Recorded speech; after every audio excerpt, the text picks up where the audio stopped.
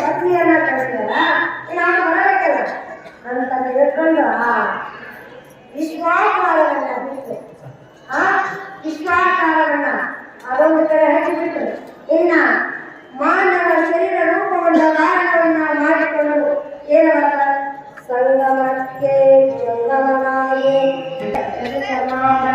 ಕಂಬಳನಾಗಿ ಮಾಡಿಕೊಂಡು ಕೈಯಲ್ಲಿರ್ತಕ್ಕಂಥ ಕುಶಲವನ್ನ ಬದಿಯನ್ನಾಗಿ ಮಾಡಿಕೊಂಡು ಕುಂಡಲಗಳನ್ನು ಆ ಸರ್ಪರನ್ನ ಆಭರಣವನ್ನ ರುದ್ರಾಕ್ಷಿ ಮಾಲೆಗಳನ್ನು ಮಾಡಿಕೊಂಡು ಮಹಾತ್ಮನಾಗಿ ಅಲ್ಲಿ ಬರ್ತಾ ಇದ್ದಾರೆ. ಅದಕ್ಕೆ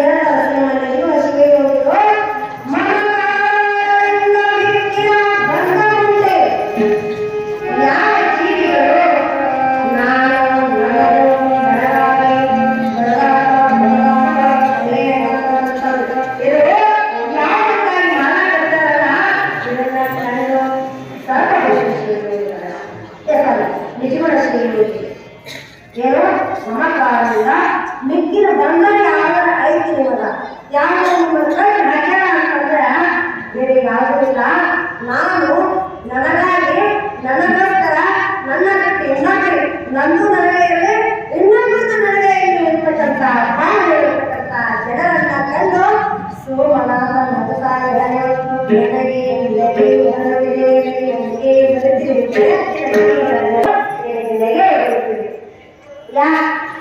ಅಂದ್ರೆ ಎಲ್ಲ ಮಾಡ್ತಿರ್ತಾರ ಅವರನ್ನ ಎದುರ್ಬೇಕು ಎಪ್ಪತ್ತ ಅವತಾರ ಹಾಕಿರ್ತಾರ. ಇಷ್ಟೆಲ್ಲ ಬೋಧನೆಯನ್ನ ಮಾಡಿದ್ರು ಕೂಡ ಇನ್ನೂ ಕೂಡ ಅಜ್ಞಾನಗಳನ್ನ ತಂದು ಮತ್ತೆ ಮಾಡುತ್ತೆ ಅವರ ಸ್ಥಿತಿಯಲ್ಲಿ ಗಂಡನ ಕೈ ಇಟ್ಕೊಂಡು ದೂರ ನಿಂತಿದ್ರು.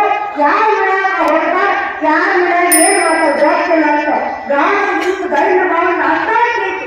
ಅವ್ರಿಗೆ ಬಾಂಧದ ಎಂದು ಬರ್ತಿರ್ಲಿಲ್ಲ. ಅವರು ತಮ್ಮ ಸ್ಥಿತಿ ಅಂತ ಹೋಗ್ಬೇಕಂತ ವಾರ ಸಾಕು ಅಲ್ಲಿ ಹಂಗೆ ಇಟ್ಕೊಂಡು ಗಾಣ ಆಗ್ತಿದ್ರು ಗಂಡ ಹಂಗಾಗಿರ್ತೀವಿ.